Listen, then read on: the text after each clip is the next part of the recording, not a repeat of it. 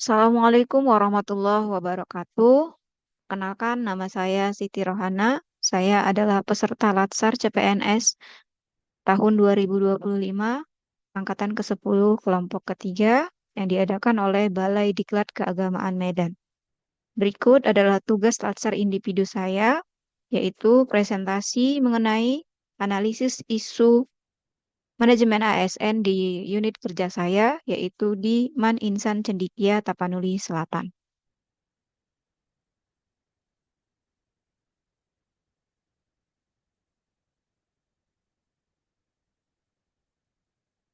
Ini adalah beberapa isu yang ada di Man Insan Cendikia, Tapanuli Selatan. Yang pertama, keterbatasan alat dan laboratorium. Yang kedua, keterbatasan buku pelajaran yang berbentuk fisik atau cetak. Kemudian yang ketiga, penanganan sampah. Saya sebagai calon ASN merasa perlu untuk mengangkat isu-isu ini sesuai dengan tugas dan jabatan saya. Selanjutnya, saya akan menganalisis isu, ketiga isu ini menggunakan analisis kerangka APKL, yaitu aktual, problematik, halayak, dan layak.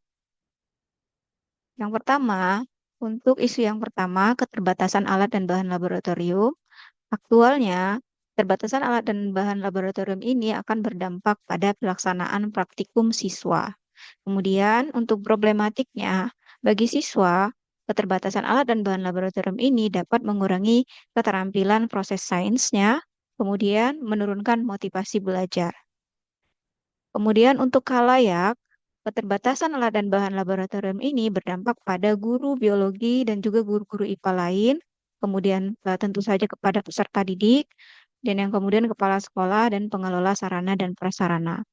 Yang keempat, layak, yaitu keterbatasan alat dan bahan laboratorium ini apabila dipenuhi, maka akan meningkatkan kualitas pembelajaran, keterampilan abad 21, dan prestasi siswa di bidang sains. Isu yang kedua, keterbatasan buku pelajaran fisik dan cetak. Untuk aktualnya, sebagian besar siswa belum memiliki buku biologi dalam bentuk fisik atau cetak.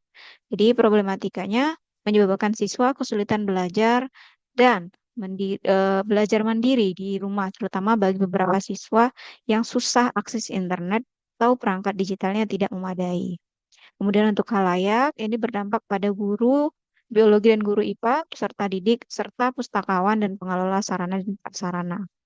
Kemudian, eh, isu keterbatasan buku pelajaran fisik atau cetak ini layak diangkat karena buku masih menjadi sumber belajar yang utama dan relevan, terutama untuk mendukung pemerataan akses belajar. Jadi semua siswa dapat belajar meskipun dia tidak memiliki akses jaringan yang bagus atau tidak memiliki perangkat yang memadai. Kemudian, untuk isu penanganan sampah, aktualnya adalah di lingkungan sekolah masih menghadapi permasalahan sampah yang masih menumpuk. Kemudian problematikanya menyebabkan lingkungan sekolah kurang bersih serta mengurangi kenyamanan belajar. Oh, penanganan sampah yang kurang baik ini akan berdampak kepada seluruh warga sekolah, baik dia guru, siswa, atau tenaga kependidikan. Juga hal layaknya berupa tugas kebersihan. Berikutnya, kelayakan isu penanganan sampah ini layak diangkat karena pengolahan sampah yang baik dapat mendukung lingkungan belajar yang sehat, juga membentuk karakter siswa yang peduli lingkungan. Nah, dari ketiga isu tersebut, saya kemudian melakukan analisis APKL tadi, sehingga saya dapatkan untuk isu yang pertama, keterbatasan alat dan bahan. Saya beri poin 5 untuk aktual, 5 untuk problematik, 4 untuk halayak, dan 5 untuk layak. Sehingga didapatkan total poin 19. Kemudian untuk isu yang kedua, keterbatasan buku pelajaran fisik atau cetak. Ini saya berikan 4 untuk aktual, 4 untuk problematik, 5 untuk halayak, 5 untuk layak, sehingga didapatkan total 18 poin. Kemudian isu yang ketiga adalah penanganan sampah, yaitu 5 untuk aktual, 4 untuk problematik, 5 untuk halayak, dan 4 untuk layak, sehingga didapatkan total 18. poin. Nah, dari total poin ini, maka saya memutuskan sesuai dengan peran saya sebagai calon guru yang dapat saya lakukan, maka isu yang akan saya angkat adalah keterbatasan alat dan bahan laboratorium, di mana dari hasil analisis APKL saya dapatkan 19 poin, satu poin lebih tinggi dari dua isu lainnya.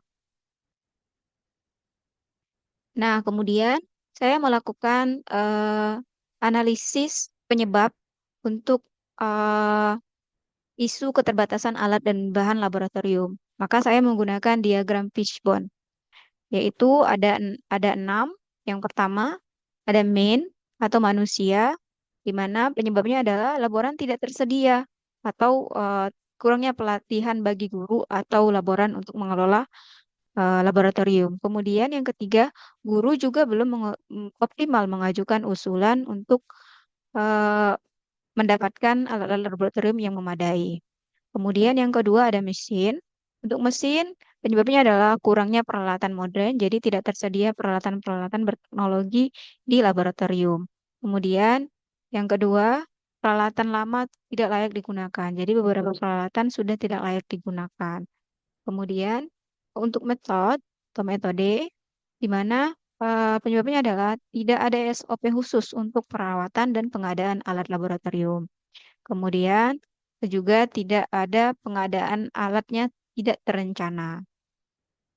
Kemudian untuk money, di mana anggaran sekolah masih terbatas, jadi tidak ada alokasi khusus untuk pengadaan alat-alat laboratorium ini atau masih terbatas.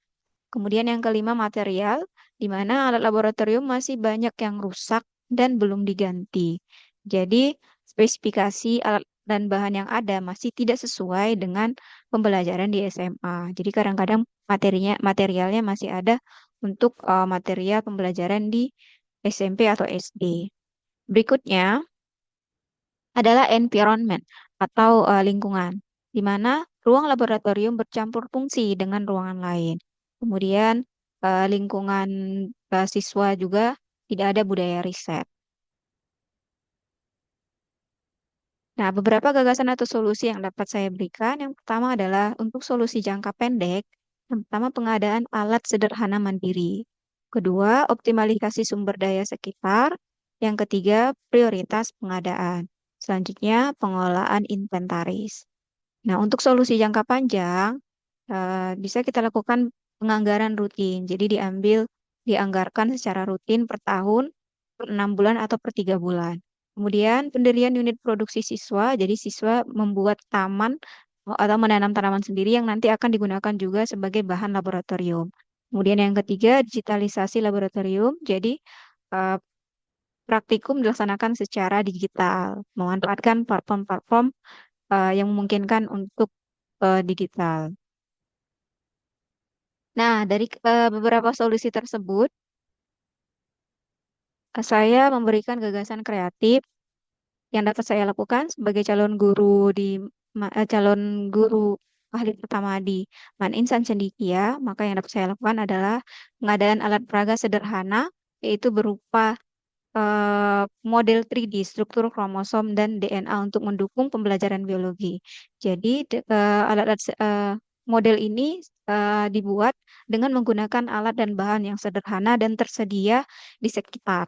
Misalkan menggunakan ranting-ranting kayu atau menggunakan stik es krim, kemudian diwarnai, kemudian akhirnya dibuat dua model sederhana, yaitu berupa struktur kromosom dan juga struktur DNA.